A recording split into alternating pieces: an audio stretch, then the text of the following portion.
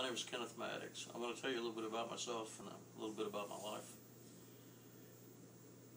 I was blessed with having a wonderful family and two of the greatest parents anybody could ever ask for. I'm now a father, a grandfather, and a husband. My parents raised my brother, my sister, and I on a small farm. We always had a lot of animals to take care of. There was always something to do. They gave us a strong work ethic. They taught us to be independent, and they taught us how important a family was. We had a big garden. We always had a lot of animals. I remember several times when I was in junior high school that my brother and I would wake up in the morning and the cows or the horses would have gotten out of the fence. We'd jump on our three-wheelers. It was usually before the sun came up. We'd round them up and bring them home. If we was late for school, that was always an accepted excuse for being late or absent if you had to take care of your animals. And they never give us a hard time about being out of school for deer hunting season either.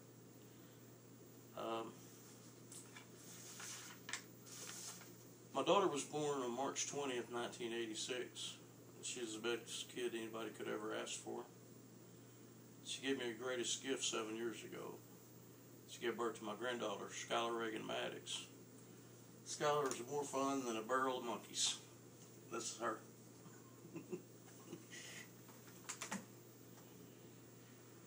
My daughter named her after Ronald Reagan, and Skylar Reagan has a puppy that she named Palin. So that should give you an idea of where we stand politically. My political ideology has always been somewhere between a conservative and a libertarian. I think of the government as a great fisherman dangling a tasty shrimp on a line, and he hopes that we're going to bite it and not realize there's a hook in it. And that brings me to my wife. I met Tanya at a popular hotspot in Memphis. I watched her dance and interact with her friends. I decided I want to bring her into my life. I mentioned in our first conversation that she'd fall madly in love with me, and she laughed. After a few weeks of showing up at places that I knew she'd be, and a few more conversations, my prediction came true. We've been married for 14 years now, and I love her more than a fat kid loves cake. I spent half my life building houses for a living before an opportunity arose to work for the Family Services Department of the great state of Mississippi.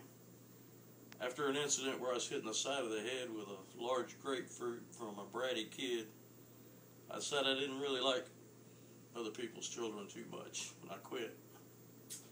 Now I'm a web designer and a political blogger. Having this great opportunity of not having to punch a time card and stressing about the bills all the time, I finally had some time for myself, so I rolled back in college, and I'm going to finish my history degree.